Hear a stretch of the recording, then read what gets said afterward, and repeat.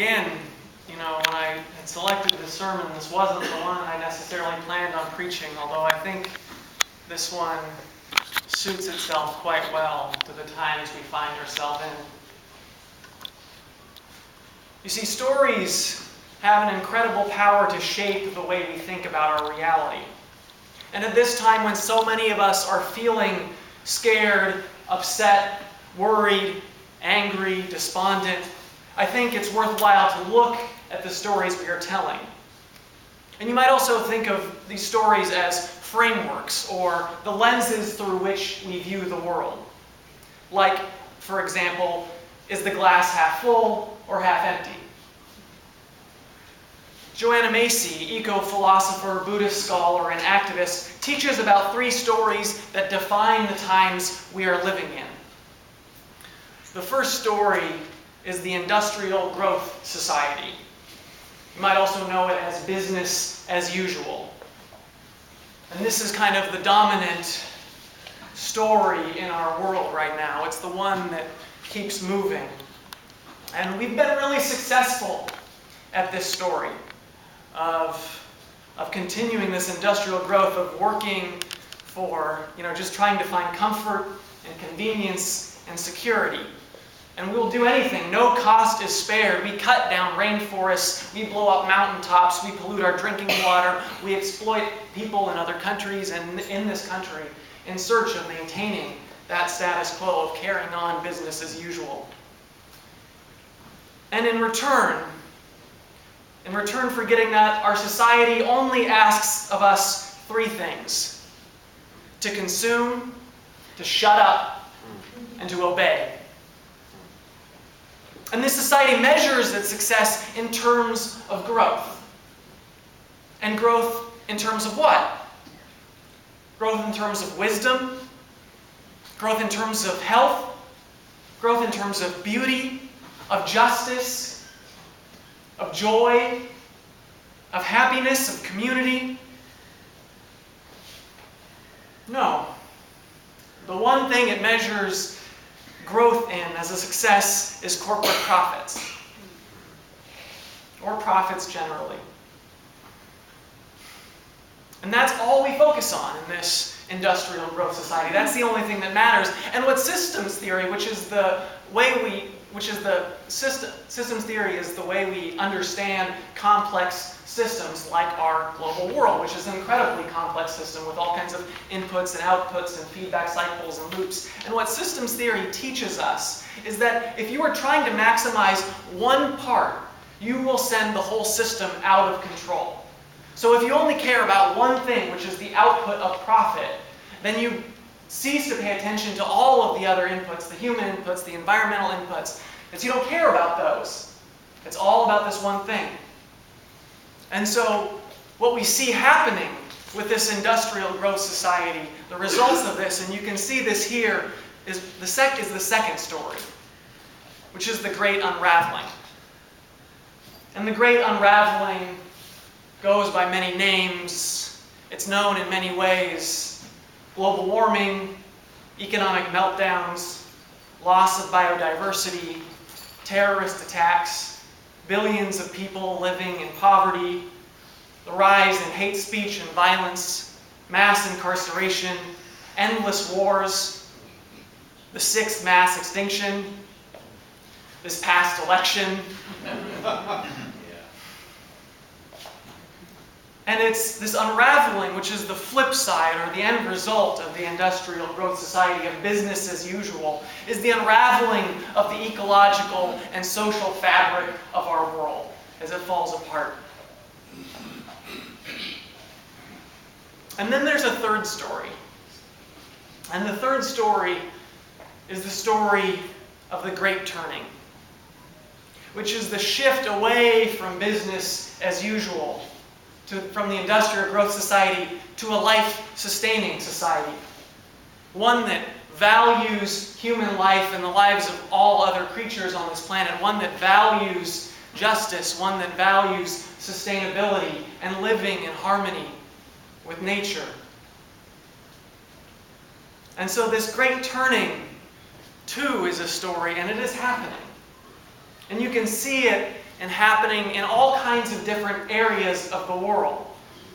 In protest movements and legal battles, in farmers' markets and restorative justice, in deepening consciousness and new frameworks of understanding our world. So there's that too.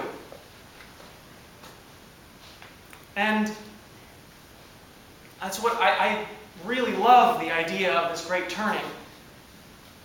And this turning, although it's happening and is carrying on, the question is, will this turning be fast enough? Will the revolution necessary in our way of life happen in time? Especially, I'm thinking about that more and more in the aftermath of this election. Because once something is lost, it's lost. So even if we do succeed, things will be lost and may never come back. We're living in a time of true uncertainty, and it's painful. Many of us Americans are used to a sense of certainty that overall things will be safe and stable as they have always been. And so what these stories tell us is that we don't know what the outcome will be. And for many of us, I think there's this question of, do you have hope for the future, or have you lost hope? And the reality is, it's not actually about hope in terms of what we hope will happen, what we think might happen. You see, because all three of these stories are true. Business as usual is true. It's happening right now. The great unraveling is true. It's happening right now. And so too is the great turning. It's happening right now. So if all three of these stories are true, the question becomes, which one are you going to put your energy behind? Are you going to use your gifts to curse or bless the world?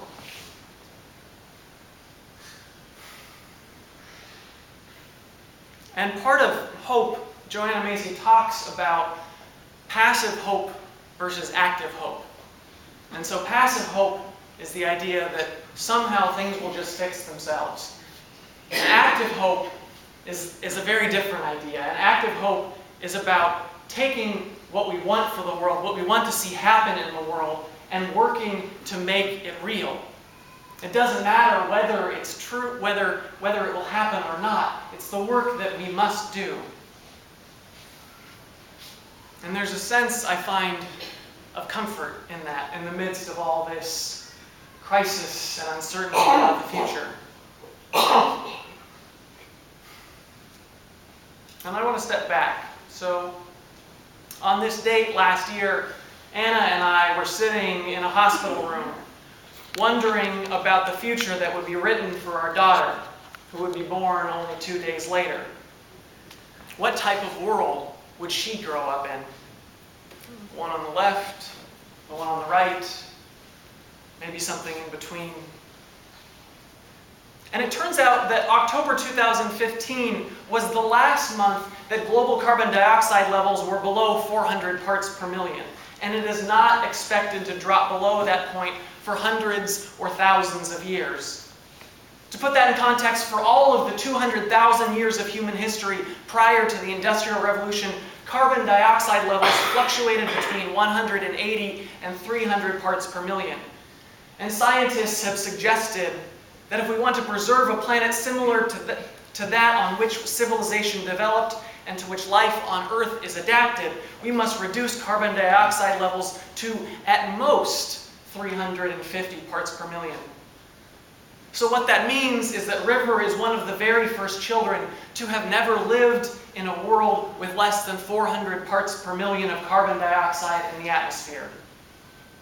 She will only know a destabilized climate beset with brutal heat waves, ferocious fires, devastating droughts, and epic floods. And this reality scares the hell out of me. Yet I knew what I was getting into. Because on the day that Anna and I decided to have to try having a baby together, that night I had actually read 2 articles on the environmental news site grist.org, and one was titled, "Life on Earth Now Officially at Risk, Scientists Say." And if that wasn't too on the nose, the other one was called, "Why I'll Never Have Kids and Why You Shouldn't Either." And it was about whether it's fair to bring a child into this world with so much uncertainty and such potential for suffering. So the decision to have a baby was very much a conscious choice. And it was one that I struggled with then and I still worry about today, even more so since the election. Yet in some ways, deciding to have a child was also me deciding to put my energy behind the Great Turning. To have faith that we as humanity can in some way or another help turn this world around. And I already see it happening. The shift away, it's happening dramatically in some cases. And part of the decision to have a baby was choosing to bless the world, of bringing new life into it. Because the reality is that if we are to succeed, if future generations beyond hers are to succeed, it's going to take young people like her, who are willing to fight for the climate, who are willing to fight for the environment, who are willing to fight for justice and fight for people. And so we need those people, and indeed to have someone who is raised in Unitarian Universalism with the values that we profess, the values that we uphold and champion. I know that however she grows up, she will be one of those people actively working to help bring about the Great Turning and doing her own part to bless the world. Yes.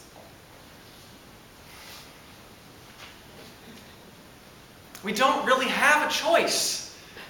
I mean, we do have a choice. It's true. We can choose to put our energy behind continuing business as usual, to just keep going through our days as we are used to. We can also choose to put our energy into buying into the great unraveling, or putting our energy into just that sense of loss and despair and get trapped there. Or we can put our energy behind the Great Turning and helping work to bring about the world that we actually want to see, the world that we want to create. And we can see that happening, for instance, in the children's story. This is such a long service. All right, I'm going to try to not hold you as long as I did last Sunday. You know, in the children's story, the carpenter and the woodcutter, everything was just fine. We just keep cutting down trees and building houses, and that's the way things are done. And you know, when we start running out of trees, then the invisible hand of the marketplace will somehow magically fix it by making them more expensive. And that, in their mind, that's a good thing, because then they'll be making more money. They just wanted to carry on with business as usual and ignore the fact that they couldn't keep growing indefinitely on an island with finite resources.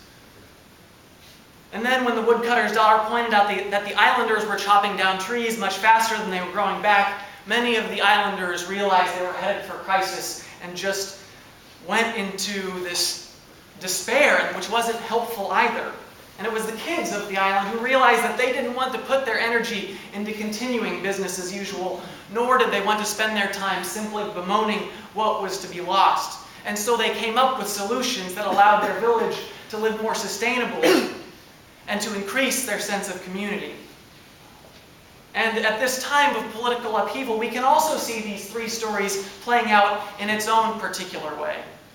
Because despite the fact that Americans have elected our first autocratic president, an impulsive and vengeful narcissist who has spouted a steady stream of lies, hatred, and bigotry, incited his supporters to violence, and has demonstrated minimal interest or ability in the complex art of governing a country, a lot of people still seem to think that it's going to be okay, or even great.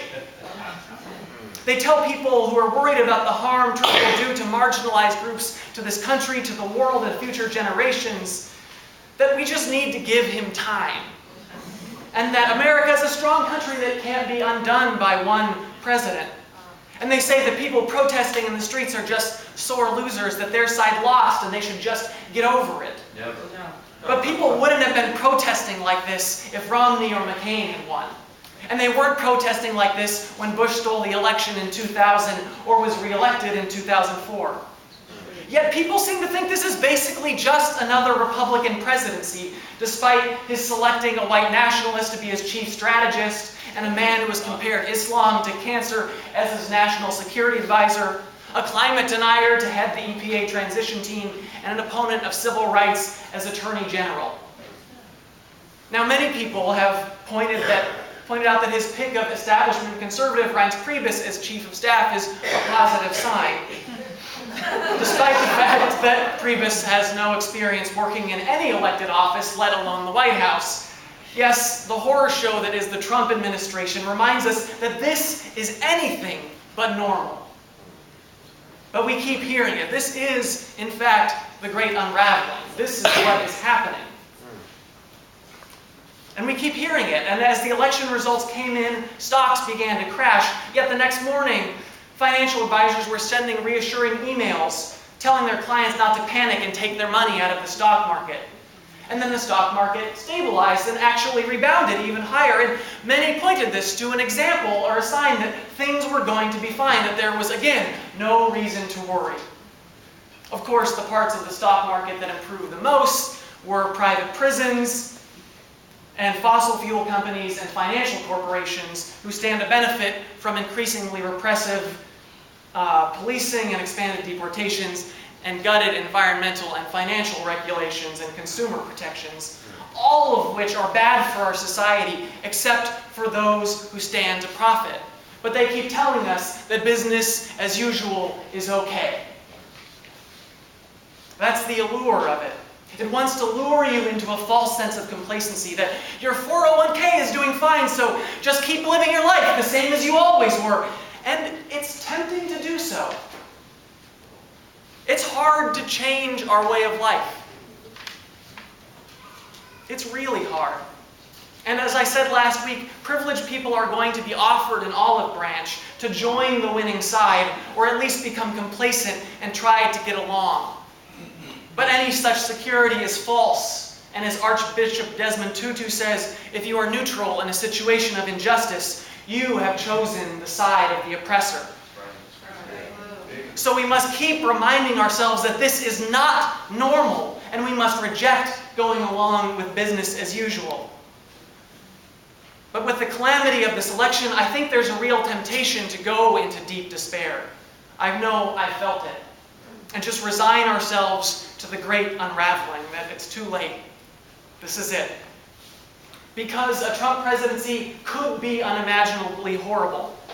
The damage that could be done to civil rights, to the poor and middle class, to religious freedom, to the environment, to women's rights and LGBT rights is staggering. And it will be more staggering if we just stand by and let it happen. The only way we can minimize it is if we are actively working to be part of the great turning, to be part of that revolution in the way the world works. And if we're being honest, we know that this election could actually end up being the final nail in the coffin for humanity's survival. If his administration undoes the work of combating climate change and lets greenhouse gas emissions skyrocket, it is possible. But the reality is, we don't really know. And we can't know. We won't know until long after his presidency is over. So we must continue to put our energy into the great turning. To do our own small part to heal and bless the world. And hope, take that active hope that our actions, however small, will add up to something when we come together. When we do it together, we'll add up to something big and revolutionary and enough to turn the tide. And the good news is which many people may not have noticed, but during the last couple of weeks while the world is reeling, world leaders have actually been meeting in Morocco for the 2016 UN climate talks. And regardless of what America does, the leaders of other countries have committed to stick to the Paris Agreement, and in many cases have committed to even greater carbon reductions than they had last year, which I think is a positive sign. And yet we must do what we can here as Americans to fight for the world, to fight for those who will experience the worst impacts of climate change, who will be the victims of hate and repression. We really have no option if we are to survive, so the work must go on. And that's one of the reasons I'm glad to be here with you, and I'm glad to have you all here in this community, because the way we're going to get through it is to stick together and work together. And so I am excited to be here with you in this time. It is, in its own perverse way, an incredibly exciting time to be alive, because we are the ones who are on the cusp of bringing this thing around. And so I look forward to you during the entirety of our ministry together to figure out how we can play our small part in the great turning and be one of those, it may seem small, but if you think about it as like a little tile in a mosaic, and be one of those tiles in the mosaic that when they start to come together and you add those tiles together, they start to create the future that we want to see. May that beautiful mosaic be made. May we choose to bless the world. Amen. Blessed be. May it be so. I invite you to rise in body or spirit and join